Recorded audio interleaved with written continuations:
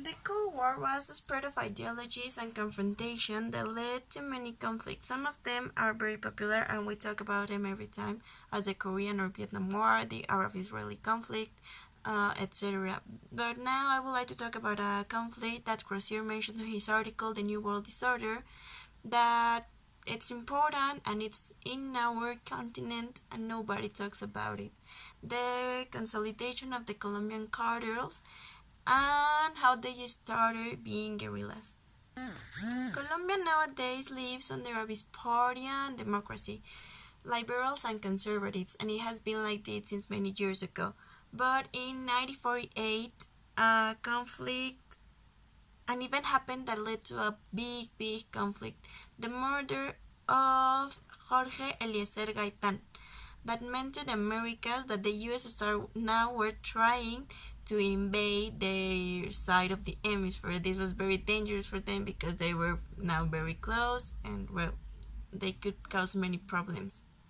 And the response of America, well, of the United States, that this was the moment of when they consolidate the power to influence in the course of politics in Colombia and, well, basically in Latin America. Precisely, this is the point when Truman develops his 4-point program that basically talks about containment of communism, in which America was one of the principal points. But while focusing on the problem in Colombia, it suddenly became a rural thing, and the peasants created a group of self-defense. Like, we're not bothering anyone, we just wanted to be protected.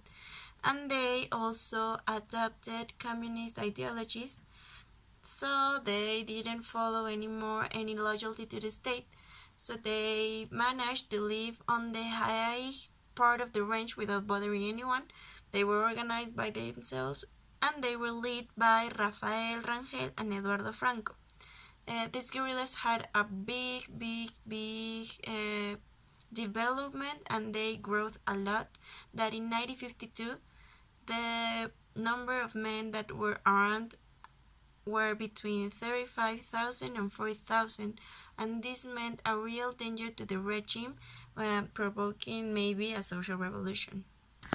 10 years before this happened, in 1942, the National Constituent Assembly had already forbidden the political activity of communism, but, well, they didn't care. They were breaking the law, but they also organized by themselves.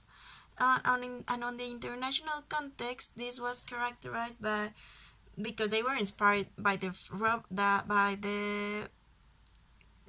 Cuban Revolution and the Nicaraguan. And quoting Hobsbawm, he says that only since 1956 the revolutionary had the possibility to choose between different efficient movements from the political or insurrectional point of view. But all of these different branches of Trotskyism, Maoism, and groups inspired by the Cuban Revolution in 1959, as they were more or less Leninist inspiration. I mean, this came since the October Revolution in 1970s. All the new ideologies were based on the same thing. And also the guerrillas had their specialties. They were liberal guerrillas, communist, and mixed ones. And some of them stopped their operations, some of them submitted to the peace process that was spread by Rojas Pinilla in 1953.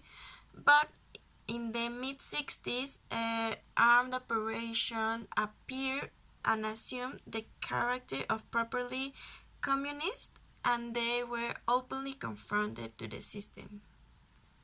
So now that they were communist and they were opposing the regime directly, this is when the FARC, the ELN, and the EPL related to the international context. This was a response of the application of national security policies when they bombed the areas where the peasants were led. Their communist party were concentrated, and, well, as they were threatening the stability and the political system, the state had to respond. So they respond by bombing or